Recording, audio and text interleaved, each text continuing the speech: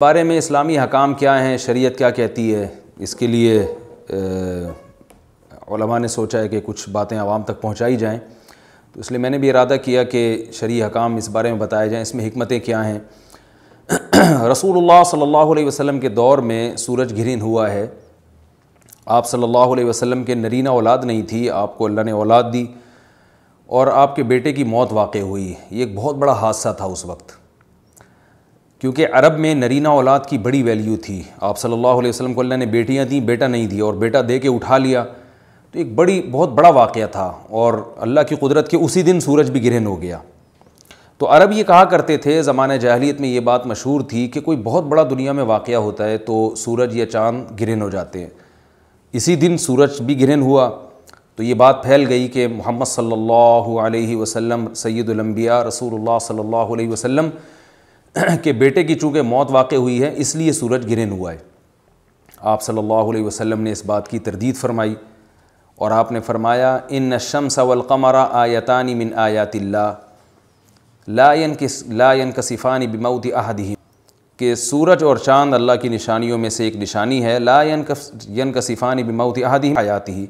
نہ تو یہ کسی کی موت کی وجہ سے گرہن ہوتے ہیں نہ کسی کی زندگی کی وجہ سے، بل یخوف اللہ بہما عبادہ، اللہ ان کے ذریعے اپنے بندوں کو ڈراتے ہیں۔ یہ بخاری مسلم کی حدیث ہے، اپنے بندوں کو خوف زدہ کرتے ہیں۔ تو یہ اللہ کی نشانیاں ہیں، اور آپ صلی اللہ علیہ وسلم نے اس موقع پر نماز کا حکم دیا، اللہ کے سامنے عاجزی اور انکساری کا حکم دیا۔ دیکھیے یہاں ایک بہت اہم پوائنٹ کی بات ہے ان لوگوں کے لیے جو اسلام کے خلاف ہیں، جو محمد صلی اللہ علیہ وسلم سرور دو عالم سید الانبیاء صلی اللہ علیہ وسلم کو سچا نبی نہیں مانتے، ان کے لیے اس حدیث میں آپ صلی اللہ علیہ وسلم کی نبوت کی ایک بہت زبردست دلیل موجود ہے۔ ایک واقعہ ہوا ہے آپ صلی اللہ علیہ وسلم کے بیٹے کی موت کا، اور عرب یہ ویسے ہی کہا کرتے تھے کوئی بہت بڑا دن ہوگا تو سورج گرہن ہوگا۔ تو کوئی بھی شخص جو جھوٹا نبی ہو، آپ خود بتائیے کہ کیا وہ ایسے موقع پہ اس واقعے کو اپنے حق میں کیش نہیں کرائے گا، اور وہ یہ کہے گا نہیں کہ میں تو پہلے ہی کہتا تھا کہ میں بہت بڑی شخصیت ہوں اور میرے بیٹے کی موت ہونا، ایک پیغمبر کے بیٹے کی موت ہونا ہے تو یقیناً یہ اس اللہ کی طرف سے ایک نشانیہ ہے، یہ نشانی ہے سورج کا گرہن ہونا، یہ بتانے کے لیے ہے کہ واقعی یہ بہت بڑا دن ہے، اور میں یہ بہت بڑا دن اس اعتبار سے کہ ایک نبی کے بیٹے کی موت واقع ہوئی ہے۔ لیکن آپ صلی اللہ علیہ وسلم نے یہ سب نہیں کیا، اور آپ نے بتایا کہ سورج اور چاند کے گرہن ہونے کا کسی کی موت یا زندگی سے کوئی تعلق نہیں، اور آج سائنس نے بھی ثابت کر دیا ہے کہ یہ ایک سائنٹیفک حقیقت ہے کہ جب زمین اور سورج کے درمیان چاند آ جائے تو سورج گرہن ہو جاتا ہے، اور جب چاند اور سورج کے درمیان زمین آ جائے اور سورج کی روشنی چاند تک نہ پہنچ رہی ہو تو چاند گرہن ہو جاتا ہے۔ تو یہ ایک اس میں عبرت کی بات بھی ہے ان لوگوں کے لیے جو آپ صلی اللہ علیہ وسلم کی نبوت میں شک کرتے ہیں۔ البتہ آپ صلی اللہ علیہ وسلم نے اس موقع پر ہمیں حکم دیا کہ اللہ سے تضرع اور عاجزی اور انکساری کی جائے، اپنے گناہوں کی معافی مانگی جائے، اور نماز آپ صلی اللہ علیہ وسلم نے پڑھی۔ اس پہ بھی بعض لوگ اشکال کرتے ہیں کہ یہ جب ایک نیچرل پروسیس ہے تو اس میں اتنا گھبرانے کی، کیونکہ حدیث میں آتا ہے آپ صلی اللہ علیہ وسلم بہت گھبرائے، تو اس میں گھبرانے کی کیا بات ہے؟ تو یاد رکھیے ہر نیچرل پروسیس جو ایک عام معمول سے ہٹ کر ہو اس میں انسان کے لیے ایک عبرت کی بات ہوتی ہے۔ ہم دیکھتے ہیں رسول اللہ صلی اللہ علیہ وسلم کے دور میں جب تیز ہوا چلتی تھی اور بارش سے پہلے ہوا چلا کرتی تھی تیز ہوائیں، تو آپ صلی اللہ علیہ وسلم گھبرا کے مسجد کی طرف دوڑتے، عاجزی انکساری کرتے، اللہ تعالیٰ سے یہ کہتے کہ اللہ تو نے تو مجھ سے وعدہ کیا ہے کہ جب تک میں ان کے درمیان موجود ہوں تو ان کو عذاب نہیں دے گا۔ تو یہ خوف کا غلبہ تھا آپ صلی اللہ علیہ وسلم پر۔ کیوں؟ وجہ اس کی یہ تھی کہ یہی حالات قوم عاد اور قوم سمود پر بھی آئے ہیں۔ قرآن میں آتا ہے نا فَلَمَّا رَأَوْهُ عَارِضًا مُسْتَقْبِلَ أَوْدِيَتِهِمْ قَالُوا هَذَا عَارِضٌ مُمْطِرُنَا بَلْ هُوَ مَا اسْتَعْجَلْتُمْ بِهِ رِيحٌ فِيهَا عَذَابٌ أَلِيمٌ تُدَمِّرُ كُلَّ شَيْءٍ بِأَمْرِ رَبِّهَا فَأَصْبَحُوا لَا يُرَىٰ إِلَّا مَسَاكِنُهُمْ، کہ وہ بادلوں کو دیکھ کے کہنے لگے یہ تو ایک معمول کے مطابق بادل ہیں جو برسیں گے اور بارش ہوگی۔ تو پیغمبر نے کیا کہا کہ یہ بارش نہیں ہے بلکہ یہ وہ عذاب ہے جس کی تم جلدی کیا کرتے تھے، اور اس میں ایک ایسی ہوا ہے جو اللہ کے حکم سے ہر چیز کو ہلاک کر دے گی۔ اور پھر ان پر ایک ہفتہ عذاب آیا، اور قرآن کہتا ہے کہ وہ ایسے پڑھ کے ہلاک ہو گئے کہ فَتَرَى الْقَوْمَ فِيهَا صَرْعَىٰ كَأَنَّهُمْ أَعْجَازُ نَخْلٍ خَاوِيَةٍ، اے مخاطب اگر تو ان کو دیکھتا تو ایسے لگتا کھجور کے تنے ہیں جو اوندھے پڑے ہوئے ہیں، تو ایسے ہوا نے ان کو تہس نہس کر دیا۔ تو یہ عام معمول سے ہٹ کے جب بھی اس کائنات میں کوئی تغیر آتا ہے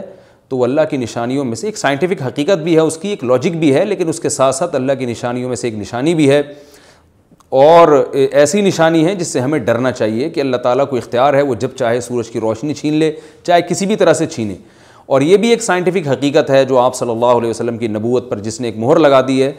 کہ سورج اور چاند کا گرہن ہونا، اگرچہ اس کی ایک لاجک ہے کہ چاند سورج کے سامنے آ جائے تو سورج گرہن ہو جاتا ہے،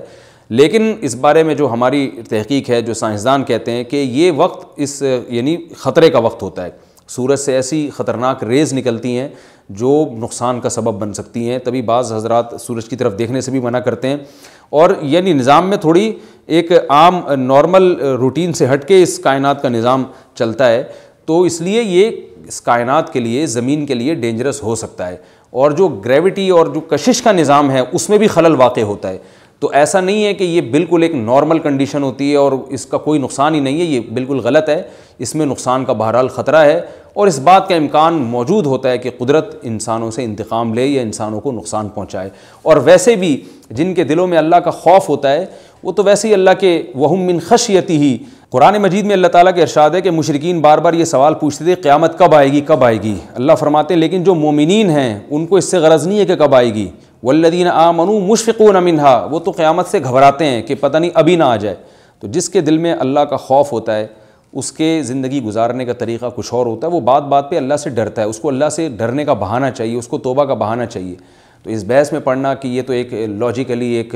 سورج کی روشنی غائب ہو جائے گی، وہ ٹھیک ہے، یہ سائنسدانوں کا شعبہ ہے کہ کیوں غائب ہو رہی ہے، ماہرین فلکیات کا شعبہ ہے، لیکن اہل ایمان کا جو کام ہے اس موقع پر، ان کا جو وظیفہ ہے وہ یہ کہیں کہ اللہ کی نشانیوں میں سے ایک نشانی ہے، اللہ اپنی قدرت دنیا میں دکھاتا ہے کہ میں یہ بھی کر سکتا ہوں چاہے کسی بھی طریقے سے کروں، تو ہمیں اس موقع پر بہرحال اللہ کے سامنے جھکنا چاہیے، اپنے گناہوں سے معافی مانگنی چاہیے، اور وہی عمل کرنا چاہیے جو رسول اللہ صلی اللہ علیہ وسلم نے ہمیں بتایا ہے۔ اور اس بارے میں جو توہمات پھیلے ہوئے ہیں اس سے بھی ہمیں اجتناب کرنا چاہیے، جیسے نبی صلی اللہ علیہ وسلم نے عربوں کے وہم کو دور کیا ہے، بھائی اس کا کسی کی موت اور زندگی سے کوئی تعلق نہیں ہے، تو اسی طرح آج کل لوگوں میں ایک سورج اور چاند گرہن ہونے کے بارے میں وہم بھی بہت ہے کہ پتہ نہیں کیا ہو جائے گا، حاملہ عورتیں نہ نکلیں، فلانا نہ کرے، اور فلانا خربوزہ نہ کھائے، اس موقع پر کسی نے تربوز کھا لیا تو یہ ہو جائے گا، الٹی الٹی باتیں پتہ نہیں کیا کیا مشہور ہیں، یہ خربوزے تربوز کی تو میں ویسے ہی مثال دے رہا ہوں۔ تو کوئی بھی چیز جب کہنی ہو تو پوری طرح سے اس کی ریسرچ کریں۔ مجھے نہیں پتا حاملہ عورت کو فائدہ ہوتا ہے نقصان ہوتا ہے سورج گرہن ہونے سے، لیکن اگر نقصان بھی ہوتا ہے تو اس کی کوئی مستند دلیل ہونی چاہیے آپ کے پاس، ایسے ہی سنی سنائی باتیں آگے نقل نہ کریں۔ تو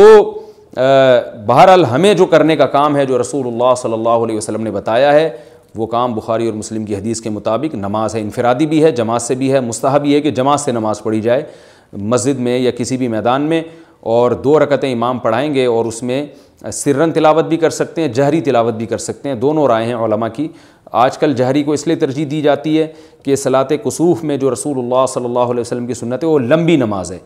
تو لمبی نماز پڑھیں گے تو اگر آپ آہستہ آواز سے پڑھیں گے تو لوگوں کو تھکاوٹ کا احساس زیادہ ہوتا ہے، جہری پڑھیں گے تو تھکاوٹ کا احساس کم ہوتا ہے، تو اس لیے دونوں قولوں پہ فتویٰ دیا جاتا ہے، وہ ایک قول راجح ہے اور ایک میں آسانی ہے، تو آسانی اس قول میں ہے کہ جہری تلاوت کی جائے، اس میں لوگوں کو نماز میں کھڑا رہنا آسان ہوتا ہے، تو لمبی سے لمبی نماز پڑھی جائے، اس میں 2 رکعتیں پڑھی جائیں اور خوب طول دیا جائے اس کو، اور اتنا طول دینا کہ لوگوں کا خطرہ ہو کہ نماز ہی چھوڑ کے بھاگ جائیں گے، یہ بہرحال درست نہیں ہے، کیونکہ آپ صلی اللہ علیہ وسلم نے امام کو مقتدیوں کی رعایت کا حکم دیا ہے۔ اور کوئی جماعت سے نماز میں شریک نہیں ہو سکتا تو گھر میں نماز پڑھیں، انفرادی نماز پڑھیں، نماز نہیں پڑھ سکتے تو توبہ استغفار کریں۔ بہرحال یہ وقت جو ہے توبہ استغفار کا ہے، اپنے گناہوں سے معافی مانگنے کا ہے۔ اللہ تعالی ہم سب کو عمل کی توفیق عطا فرمائے، وما علینا الا البلاغ۔ Thanks for watching. Don't forget to like, comment, share and subscribe to Mufti Tariq Masood Speeches channel.